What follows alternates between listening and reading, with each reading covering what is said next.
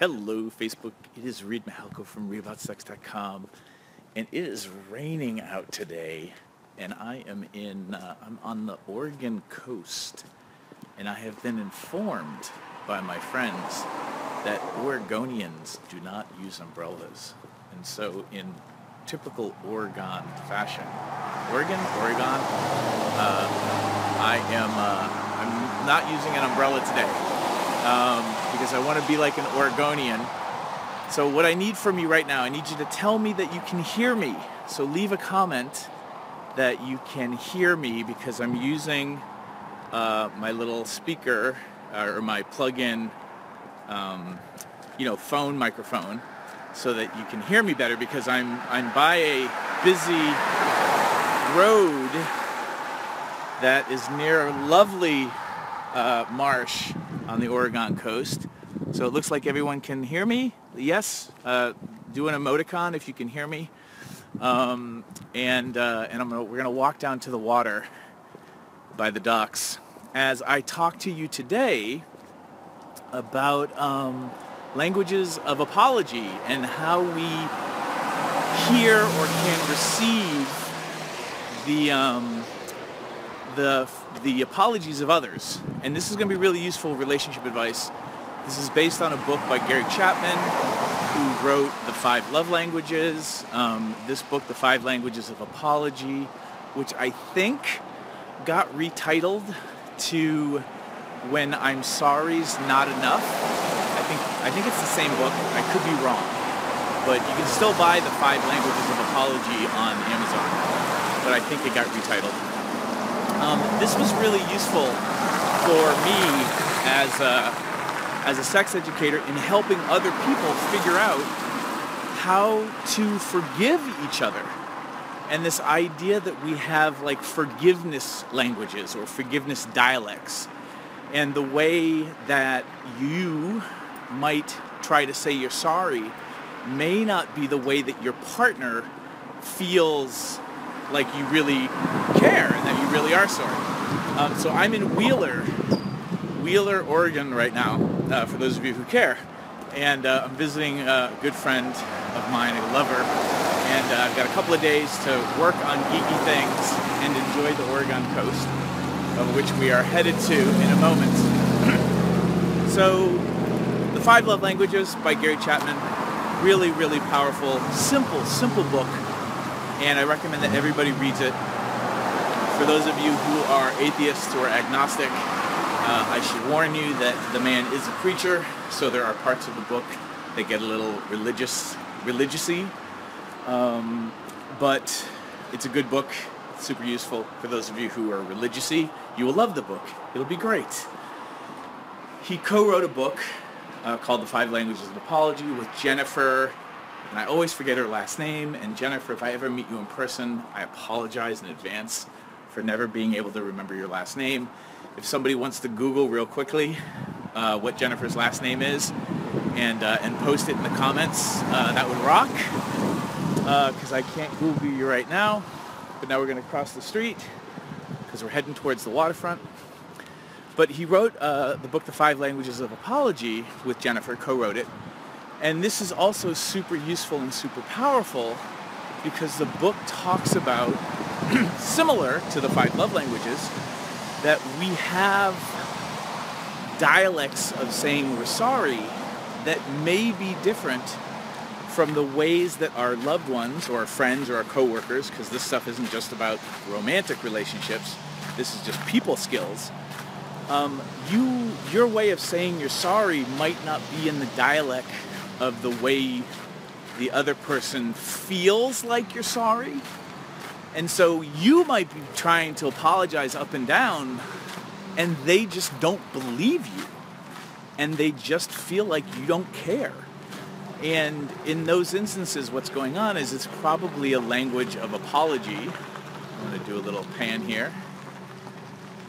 If you're saying you're sorry to a loved one, and they don't believe you, or they don't feel like you're really sorry, that is a clue that is probably a language of apology situation. And that you need to change your dialect. So the book, if I'm remembering it correctly, and I wrote down on a notepad what the languages of apologies are, so I wouldn't forget. And I forgot the note at home. Duh. But the main ones are,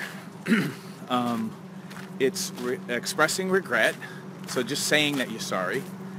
It's restitution, making restitution, so it's making amends, or, you know, if you apologized and you screwed something up, to go fix it.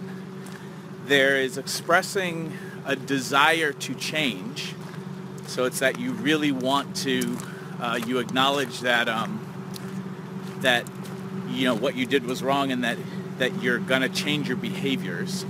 Regret, restitution, changing your behavior, and then regret, restitution, changing your behavior, and there's two more, which I'm gonna remember in a second, but they're also R words. But they're super, super useful. Now I'm walking out onto a dock, so hopefully I will not die. Just like with the 5 love languages, you might have a lead 1 or 2 ways of saying you're sorry that you always lead with. And your ways of forgiving people, your ways of receiving somebody else's apology might not be in the same order or the same languages that you say you're sorry in. So you might, requesting forgiveness. That's the 4th one. So now we just have one more to figure out. So you might be somebody who just says you're sorry, like, oh, I'm so sorry, will you forgive me? And that's the way that you try to, you know, make an apology. But for you to forgive somebody, what you need is restitution, which is, you know, if somebody screwed up with you, they're saying, I'm sorry, please forgive me. And you're like, no, like, you're not going to get off that easy. I'm not just going to forgive you. So when somebody says that, you know, I'm not just going to forgive you, usually that is a clue that it's a different language that they need to believe that you're actually sorry, and for them to start forgiving you, which is the beginning of rebuilding trust. And where this is really important in relationships is when somebody screws up, when you know what dialect you need from somebody, or you need to give somebody, so that they can truly forgive you and start the healing process. That's the beginning of kind of, you know, like getting, if you cut yourself, you get stitches. Like this is the beginning. Somebody forgiving you is like the beginning of like stitching it up, so that you can mend and start rebuilding the trust. Until you can stitch that break or that wound up, there's no way it's going to start to heal. And this is why so many people hold grudges for so long. In my opinion, this is all just my opinion. Take it or leave it. But one of the reasons that people hold grudges so long is they never got the right apology in the right dialect to believe that the other person was even sorry. And so until I can believe that you care that you hurt me, I can't start forgiving you. Unless I'm, you know, just like Om Shanti Shanti, like actually, you know, enlightened in the way where I can even forgive you when you don't give a flying fuck. And again, you know, maybe on a good day, I can be like that.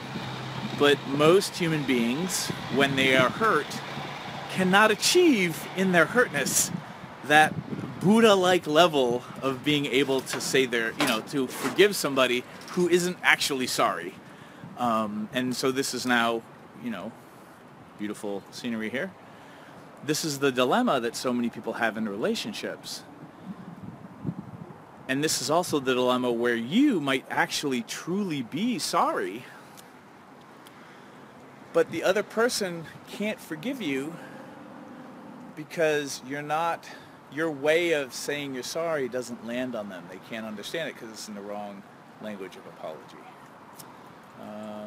This is really beautiful out here, and we got a little bit of respite from the rain. So that's really what I wanted to share. The languages of apology, I think, are really important and useful. Please teach your friends and your kids these things, especially parents. Like, learning what your kids' languages of apology are can be really useful in mending little broken rifts of trust, and you knowing what your languages of apology are, the ones that you lead with, how you say you're sorry, and then the dialects you need to be able to accept somebody's apology. These things are really useful and really important, and can help you clean up little regrets and hurts that people hold on to. And I just think it's useful. And the main reason I'm talking about this was 2 days ago, I missed doing the Facebook Live because I was at a friend's funeral, and I just got caught up in the day. So this is my way of apologizing for missing my Facebook Live, because we were doing them.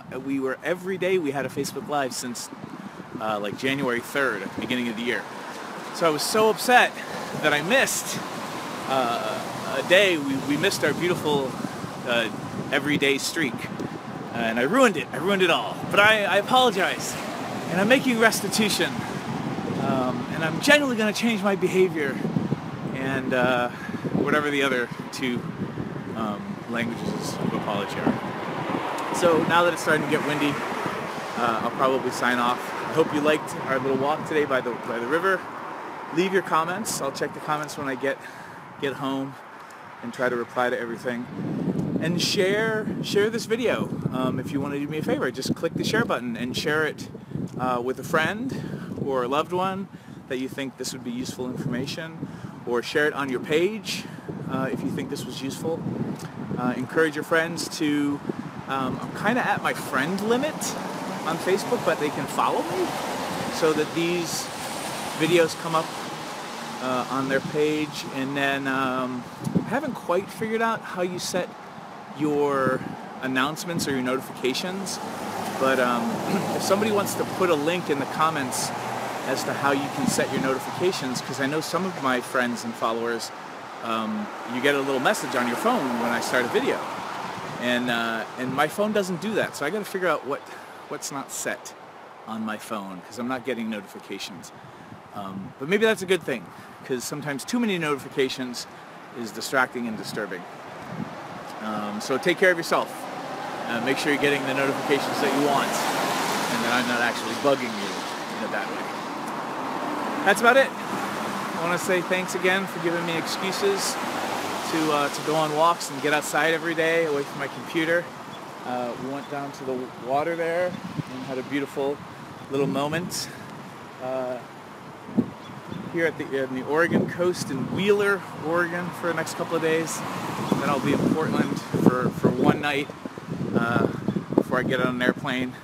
And then next week I'm at the University of Tennessee teaching at their Sex Week. So if you're around in Tennessee, I'll be in your neck of the woods soon. And thank you for all the emoticons. And also I'll be in Canada soon. If you're going to be in Vancouver for ConvergeCon, you can go to convergeton.com, and I'll be there as well. Thank you, everybody. I'll see you later. Check out 5 Languages of Apology, and love you, love you, love you. Bye. Mwah.